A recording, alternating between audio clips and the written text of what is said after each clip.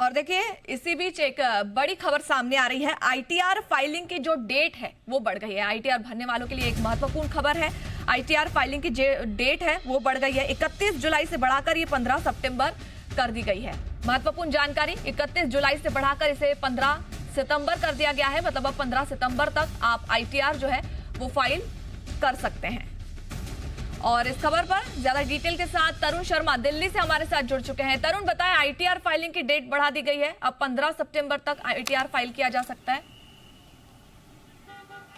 बिल्कुल आप सही कह रही हैं कि इनकम टैक्स डिपार्टमेंट जिनका board central board of direct taxes है, उन्होंने जो आईटीआर फाइलिंग की जो डेट है उसको 31 जुलाई से बढ़ा के सितंबर 15 तक कर दिया है। ये रीज़न जो सीबीडीटी ने दिया है वो कहा है कि जो आईटीआर में जो चेंजेस किए गए थे उसके तहत जो रोल आउट करने में थोड़ा समय लग रहा है, जिससे टेक्नोलॉजी पूरी तरीके से तैयार हो जाए उसके बाद ही जो फाइलिंग है वो हो सके। इस वजह से जो समय सीमा है उसको बढ़ाया गया है।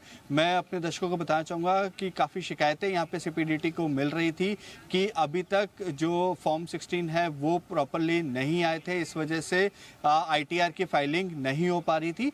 तो उसको देखते हुए ही सीबीडीटी ने यहाँ पर टैक्स फाइलिंग की जो डेट है उसको 31 जुलाई से बढ़ाकर 15 महीने किया गया है, 15 सितंबर किया गया है, जो तकरीबन 1.5 महीने का समय और यहाँ पे सीबीडीटी दे रहा है। और सीबीडीटी का ये मानना है कि अब जो 1.5 महीने का अतिरिक्त समय यहाँ पे टैक्स पेयर्स को मिल रहा है तो वो एक समय से अपनी टैक्स फाइलिंग कर पाएंगे, ठीक तरीके से वो टैक्स फाइलिंग कर पाएंगे और जो शिकायतें हैं वो पूरी तरीके से ख़त्म हो जाएंगी, क्योंकि 1.5 महीने का यहाँ पे अतिरिक्त समय यहाँ पे सीबीडीटी की तरफ से दिया जा रहा है।